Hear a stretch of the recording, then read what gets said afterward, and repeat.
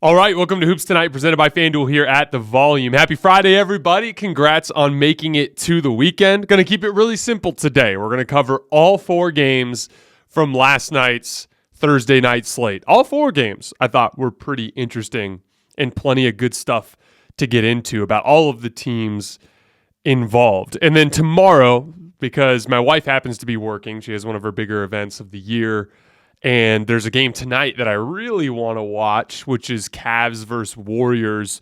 We'll have a bonus video, a little 10-15 minute instant reaction tomorrow morning to that Cavs-Warriors game. And then we'll take the rest of that day and all of Sunday off and get back to work on Monday. You guys know the drill. Before we get started, subscribe to the Volume's YouTube channel so you don't miss any more of our videos. Follow me on Twitter at _JasonLT so you guys don't miss any show announcements as well as any footage breakdowns that I do. And then last but not least, if for whatever reason you can't finish one of these shows and you can't get back over to YouTube, you can find them wherever you get your podcasts under Hoops Tonight. All right, let's talk some basketball. So Washington beats the Mavericks last night, dropping them, I believe, to 6-6 or 6-5, something like that. They won 113-105. This was the Rui Hachimura and Kyle Kuzma show. Rui's always been one of my favorite young players in the league because he's not just a wing. He's a huge wing. And obviously he still has a ways to go in terms of consistency with his jump shot. You know, there's a fine line between being a legitimate wing, like the way that a guy like Jeremy Grant is, who we'll talk about a little bit more later tonight, and more of like a defensive wing that on offense has too many limitations to really use properly. Think like a Jared Vanderbilt, who is more of like a power forward, vintage power forward on the offensive end of the floor, just crashing the glass and doing all these dirty work kind of things, versus, you know, the modern 4, which is a little bit more offensive oriented, that could shoot the basketball, put the ball on the floor and stuff like that. So that'll be like kind of the crossroads for Rui in his career, which way he ends up going. But in this particular game, he looked like he was going the right direction there. He's doing a really good job operating out of the post. He scored a couple of early buckets, including a really nice turnaround fadeaway over his left shoulder. And as a result, Washington started doubling him. In that third quarter, when they would dump it down to the post, they were straight up doubling him, and they were getting good three-point looks on the backside out of that. He also made some plays out of the dunker spot. Great athlete. He had a really nice up and under finish that was ridiculous, where he elevated and tucked the ball back on the other side of the rim and finished as he was falling down. Made some spot up shots, attacked closeouts well.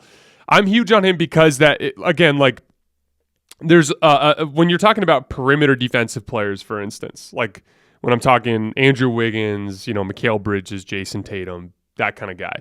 A lot of those guys are really good guarding other wings, really good guarding other guards, but can struggle guarding the true power players in the league. Like, for instance, Jaylen Brown and Jason Tatum are like tissue paper trying to guard Giannis. So I really like the idea of also having on your roster a huge wing, someone who's closer to 6'10", solid muscle, that has a real power presence to him, because I think it gives you a little bit more matchup flexibility against some of the power players in the league. Like I said, he just needs to become a more consistent jump shooter.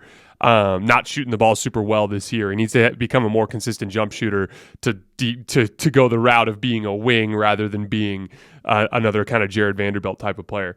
Kyle Kuzma, classic Kyle Kuzma scoring in this game, step back threes, driving floaters, all the stuff that all you Laker fans and Wizards fans who have become familiar with Kyle Kuzma have gotten used to over the years.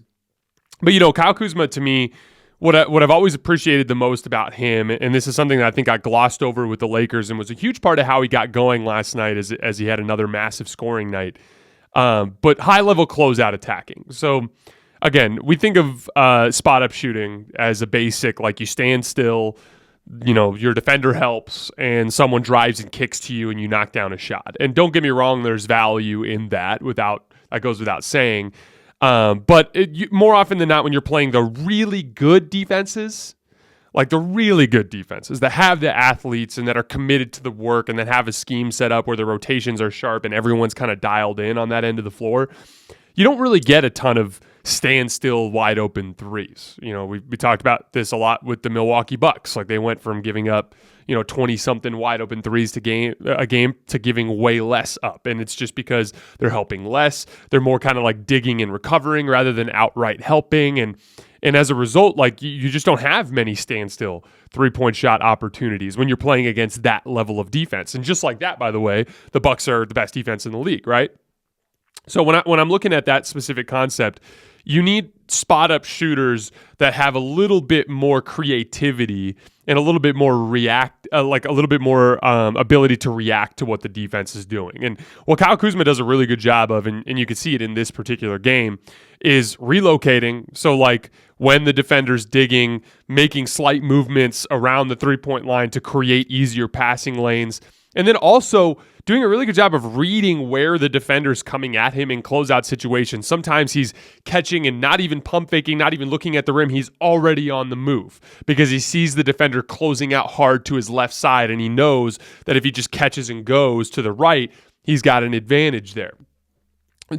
Making that kind of read as the ball's in the air buys you that little extra bit of time. And then it's the counter moves and the ability to have more creative shot making in the in between areas, right? So, like, in the left corner, defender closes that high side, he rips through to the baseline, but he gets cut off. But that's what a good defense is going to do. So you cross back over towards the middle, and then he's got like a little floater that he can make in the mid range. The Lakers, one of the most underrated things about that 2020 team that won the title and the 2021 team that was so good despite all the injuries, was guys like Kyle Kuzma were really high-level closeout attackers. Alex Caruso, an excellent cutter, who also shot 40% from three. There were all these guys on the team that were capable of taking even just slight advantages generated by LeBron James and Anthony Davis and converting them into points. And Kyle Kuzma is just a damn good basketball player, and he's one of the better closeout attackers that we have in this league, and he had a monster game last night. And when Kyle's always been inconsistent with the other stuff. Step back jumper, always inconsistent. Some of the driving floater stuff that he does, inconsistent. But that's typical for most players in the NBA, right? But what ends up happening is the nights that you have it going are usually nights that you have your rhythm and that you're confident and you believe in what you're doing. And one of the best ways to build rhythm and confidence is to do well in closeout attacking situations, because those are going to be there every single night. You build your rhythm there, then you start being aggressive in more isolation, static, half-court type of situations. For Dallas, the 2-game losing streak. Early in the season, their offense was excellent. Now their defense is below average. Now that dynamic has flipped, they've actually dropped 2 games in a row despite defending well. They've scored just 97.5 points per 100 possessions in their last 2, so their offense has fallen off of a cliff. A lot of teams are doing what I've been recommending with Luka Doncic. Rather than overhelping and turning him into a passer, which removes fatigue from the equation because the guys that are shooting are so dispersed that no one's really getting tired, instead teams are leaving Luka on an island right now. And instead of outright helping, more like digging and recovering or stunting and making those little jabs at the basketball while Luka's not looking, and then recovering to shooters. And as a result, his assists are way down. He only has 12 assists total over the course of the last 2 games. I think he also had 5 turnovers last night to go with his 6 assists. And then, as a result, he's fatiguing. He's just 10 for 41 outside of the restricted area over the course of the last 2 games. That's really bad, even for Luka, who's struggled a little bit to knock down his step-back 3 this year. Jason Kidd in particular talked about this post-game, not last night, I think, but the previous night. He talked about how, he's worried about fatigue with Luka and that he might burn out by December and they need to do something about that. Look, here's the deal. I don't think there's anything inherently wrong with playing a heliocentric style of basketball. I've talked about this all the time. You just have to understand the real limitations of it, both individually and within the team concept. So, for instance, the only guy who's ever won a title with a heliocentric kind of design is LeBron James. I don't even think it was really heliocentric when he was in Miami. It was more the Cleveland year and the Lakers year when he was playing point guard. And it's important to understand the difference between those 2 dynamics and what's happening with the Dallas Mavericks. In 2016, LeBron had a dependable scoring option in Kyrie Irving. And Kyrie, on many possessions, would just bring the ball up the floor without a single pass, dribble 20 times, and get to a pull-up 15-footer. And it had a stagnant look to it. It wasn't necessarily the prettiest offense you've ever seen, but Kyrie's good at that, and so he scored enough points to float the team, and it effectively amounted for rest possessions for LeBron. He's resting on the floor. Now, Spencer Dinwiddie kind of fulfills that role to a certain extent, but he's inconsistent, as are most players that are not top 30 players in the NBA the way that Kyrie Irving is, or the way that Anthony Davis was in 2020. Anthony Davis, and this is a big problem you're seeing with the Lakers now, they used to be able to throw the ball down to him in the post and he could score. And that's what he did in 2020, especially towards the end of the regular season and into the bubble. They could dump the ball down to Anthony Davis and he could take 10, 15 isolation shots per game and he was scoring at a really high clip on those possessions. And now that that's gone, they're not getting that level of creation. But the heliocentric concept can work as long as you can fight fatigue and repetition. So the Trae Youngs and the James Hardens of the world that only take step-back threes and maybe the occasional floater going to the basket and finishes at the rim, they get too predictable, and over the course of playoff series, teams can solve that, and that's why those two guys have their efficiency just fall off of a cliff when they get into the postseason. The LeBron-Luka archetype of heliocentric player, they could take 20 shots in a playoff game and none of them could look the same. It could be like one step back going left, one step back going right, one traditional hesitation pull up, a post fadeaway this way, a one-legged fadeaway over here, a little push shot over there, a little hook shot over here. Like there's so much variety in the way that they're attacking that repetition is gone, so you don't struggle with it there. But fatigue will get to anybody. Fatigue got to LeBron in 2015 when Kyrie was out. Fatigue got to LeBron in 2018 when there was no Kyrie, when he got into the finals. Like, that's just a thing that's going to happen to everybody, including Luka. That's why I was saying yesterday when we were doing our top 10 players list, like, I don't really believe in being overly critical of Luka Doncic when the roster is kind of dictating that he plays this way. But you've got to understand that this was inevitably coming. Your offense was playing really well when Luka was fresh to start the year. Now he's starting to fatigue. He's not making his outside shot anymore. As a result, the Dallas offense is cratering. That's a problem. The only real positive there is that they're defending better. But at the end of the day, they're going to have to think hard about bringing in some kind of additional ball handling. And I don't know how that. I don't know exactly what kind of strategy they have in mind there. But at a certain point, you got to get Luka's usage rate back down into the mid 30s rather than 41% or whatever it is right now. Philly, Atlanta. So Atlanta wins 104-95. Wasn't as close as it looked. Atlanta was up by 20 points in the fourth quarter of this game. Neither team shot the ball particularly well, but Atlanta won in the details of the game. They destroyed Philly on the glass. Onyeka Okongwu and Clint Capella combined for 31 rebounds. 18 points and 20 rebounds for Clint Capella in this game. Classic, almost 2020 type of game. They also won in fast break points, 14-10. They dominated in second chance points, I believe 15-4, if I remember correctly. Just one of those games where, but it's a kind of a defensive slugfest a little bit. Neither team's really getting easy shots. Both teams are struggling to score in the half court, but Atlanta won because they just grinded out in the details better than Philly did. Little shout out to Trae Young. I really got going passing the basketball in this game because he wasn't exactly shooting the ball super well. The lob pass with Trae Young is super interesting to me because that's kind of like where his passing skill is best on display, is in pick and roll, in his ability to hold the ball just long enough for that big to commit up to him to open up that lob pass. And one of the things that Atlanta did in this game in particular to get him going was to run that pick and roll in semi-transition versus doing it against a set defense. So imagine in a set defense in a half-court environment, Trae's dribbling on the left wing. The defender is now ball pressuring Trae. So he's up into his airspace. So as Trae is trying to work around the ball screen to get downhill, the defender's already in a position of an advantage because he can kind of push Trae up and create space above the screen for him to get over the top. As a result, it's harder for Trae to get downhill. When it's harder for Trae to get downhill, then the big doesn't have to commit as high, so that it keeps the lob pass from being open. But they got a lot of stuff in this game by hitting that pick and roll quickly in semi-transition. So now you imagine you get a stop or you have Trae bringing up the basketball with pace. Now the defender has a little bit more space. There's like 3-4 feet between Trae and the defender, and Trae's already working towards the basket. Okongwu or Capella comes up, or Collins comes up to set the screen. Now Trae, because that space is already there, there's a much easier screening target for the big man. Now Trae's coming off of that screen already with pace, and the guard defender's just behind him, just way behind him.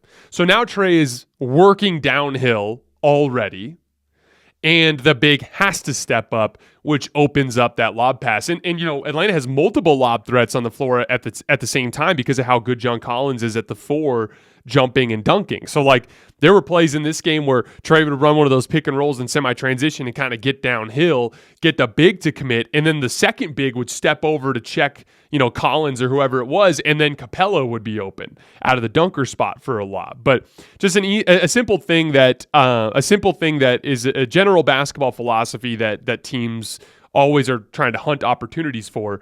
Avoid the half court as much as possible. Even the best half court offenses in the league aren't scoring incredibly well in the half court. If you go to cleaning the glass and you just look at, half court offensive ratings versus total offensive ratings, there's usually a big gap there. And it's because when you get into that static half court environment, it's just much harder to guard. So getting stops so that you can bring the ball up the floor with pace, and you could do things like run ball screens at 30 feet from the basket in a transition kind of hectic environment, you open up a lot of things there. And that was where Trae got going as a passer in this particular game. Don't look now, but the Hawks have won 4 out of 5. They're 8-4, and they are second in the league in defense over their last 5 games. Joel Embiid had a really rough night in this game. He had 8 turnovers. There were a couple where he struggled with double teams, but for the most part, it was just sloppiness with the basketball. He was fumbling catches, struggling to dribble the basketball. Just when there was a little bit of contact on his side, he would just fumble the basketball off with his right hand.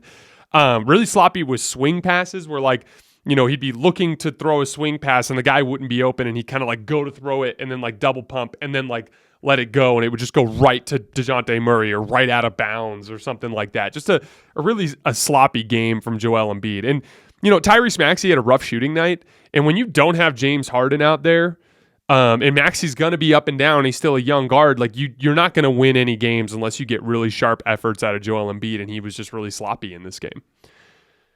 All right, 2 more games. Charlotte, Miami. So Miami struggled all night in this game, but they ended up coming back to win in OT.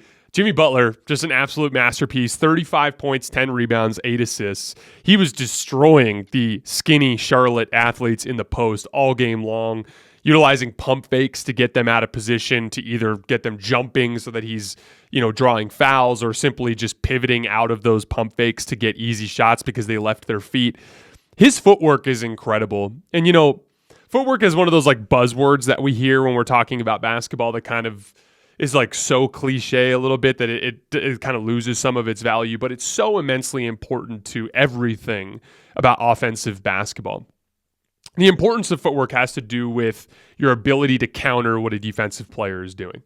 So obviously, in a perfect environment where you can just make one dribble and go up into a shot, it's less important. But when you're playing against good defensive players, especially at the NBA level, you need to have counters in your bag. If the defender's leaning one way or jumps one way or is favoring one shoulder or putting contact on you on one side of your body, you have to be able to counter that by going the opposite direction.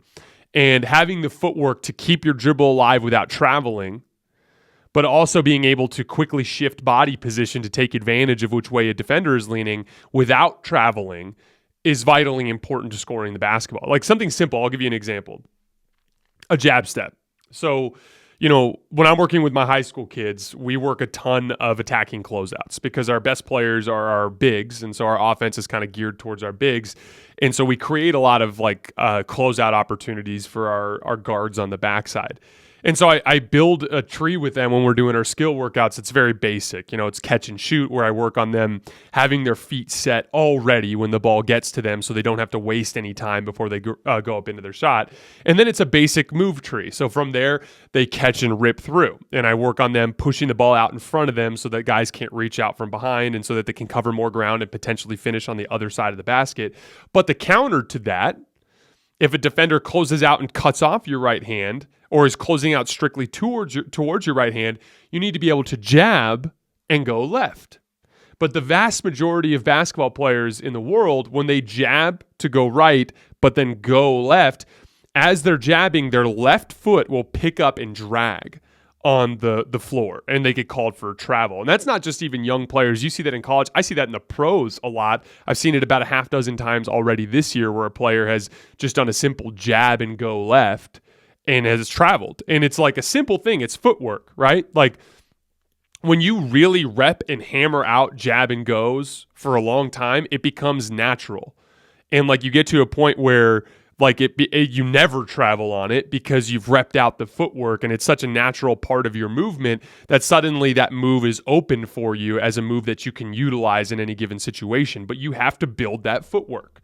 If you don't build out that footwork, it feels awkward. Your coordination is a little off, and you'll do things like slide your pivot foot when you're trying to do the jab and go. That's just a simple bit of footwork that turns you from a player that can only go right to a player that can go right or fake going right to go left. See what I'm saying? Just by opening that up, it makes you that much harder to guard. Then once we're going left, there's additional footwork. Like, am I spinning back to towards the baseline to finish at the rim, or am I going to fake spin to get back to the middle? There's a bunch of other footwork that you can use for different counter moves. But Jimmy Butler just has all that stuff super, super sharp. And so when he's working out of the post, he's got the ball in his left hand, he's backing you down, and he might, turn over his right shoulder and pump fake. And from there, he doesn't know what he's going to do. It's just a pump fake. But he's reading the defender. If the defender doesn't jump at all or is too far back, he might then, pump fake and then elevate, kind of like Kobe used to do. Or if the defender leaves his feet, he might pivot back towards the basket. All of that is built on having the defender out of position and then having all of the footwork at your disposal. He was also punishing Charlotte for help out of the weak side corner. He had 8 assists in this game. Just classic, like getting downhill from the left wing, drawing that defender out of the weak side corner and then just making that easy kick pass to the wide open shooter. And then he made countless big plays down the stretch in an OT. Like Jimmy Butler, make no mistake, he's one of the top 10 players in the league when he's healthy, and he played a lot like it in this game. Miami still has a load of issues, but their defense is getting better, so that's encouraging because their defense was really bad to start the year, but they still can't score, and that's going to continue to be a problem, and they're still a little bit too small in the front court, which will continue to be a problem. All right, one last game, and then we're getting out of here. Portland versus the New Orleans Pelicans. This was a bad loss for the Pelicans. Portland was down both Dame Lillard and Yusuf Nurkic. But here's the reality, and I was, my wife has this big event that's going on this week, and one of the people that's in her industry was in town who's from Portland, and he's a huge Blazers fan, and we were talking about it last night over dinner, and he was like, he was befuddled that they were winning on the road in New Orleans without their stars, and I was telling him, I'm like, they're just good.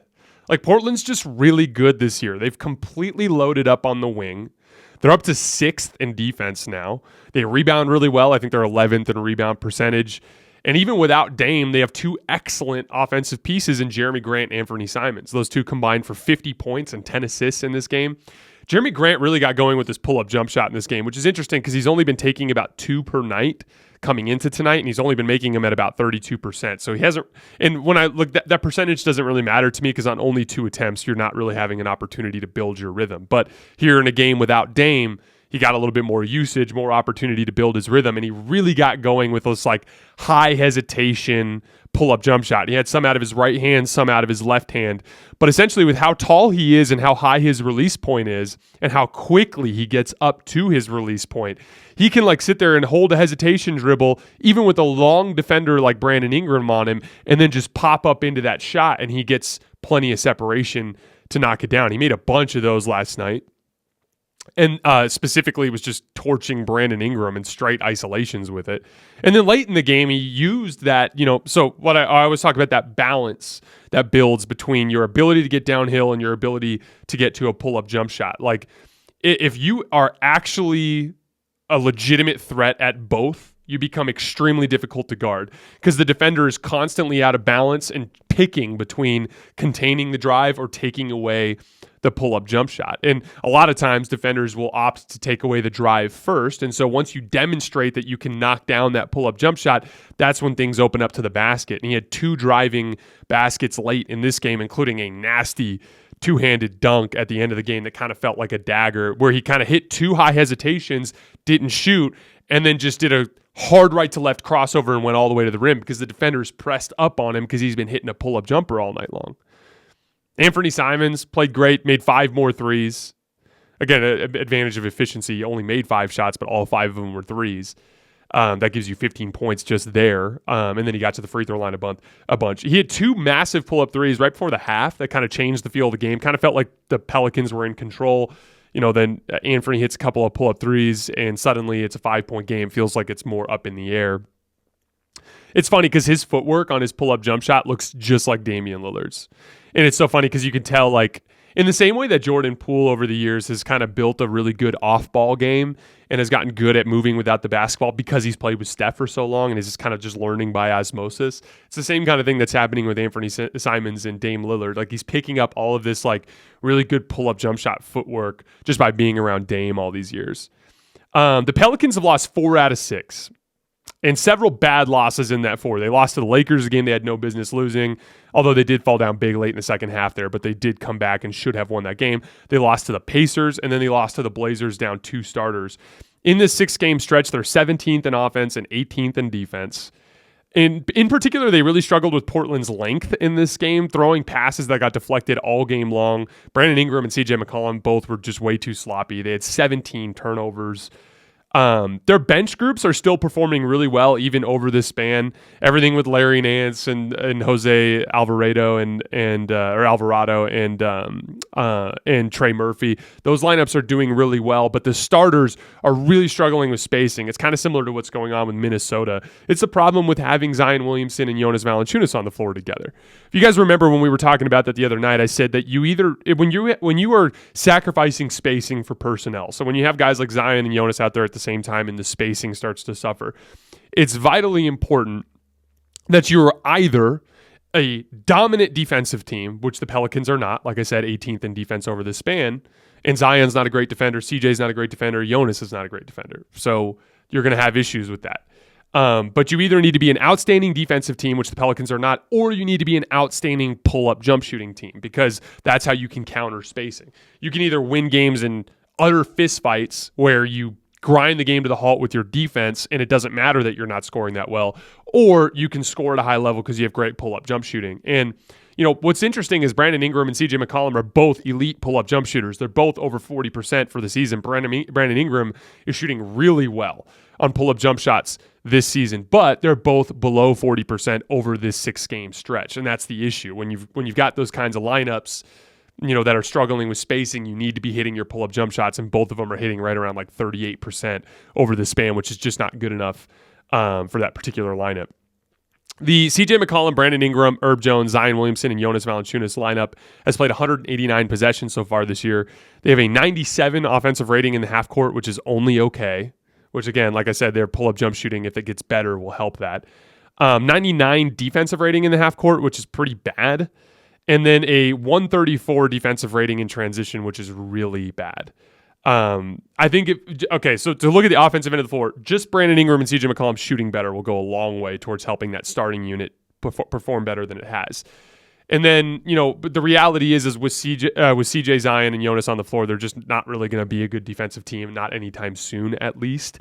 But if they get to that pull-up jump shooting better and their half-court offense improves, I do believe that they'll trend in the right direction. Their bench is a real weapon, and that's something to be excited about. So if the starters start playing better, and then you stagger it a little bit more, so maybe go away from Jonas a little bit quicker in the game, or go away from Zion a little quicker in the game to open up some things spacing-wise, just stagger that more. It's kind of like the opposite of what I've been asking the Warriors to do. More minutes with the starters at the bench, maybe get some of those bench players into the lineup quickly, like getting a guy, like what if you took a Zion out quickly and got Trey Murphy in there and just added a little bit more spacing. This team is too talented not to go on a run eventually, so they'll figure some stuff out. But right now, their starting lineup is definitely hurting them. All right, guys, that is all I have for today. Like I said, tomorrow we'll have a bonus video in the morning covering Cavs Warriors, and then we'll take the rest of the weekend off. As always, I sincerely appreciate your guys' support, and I will see you next time.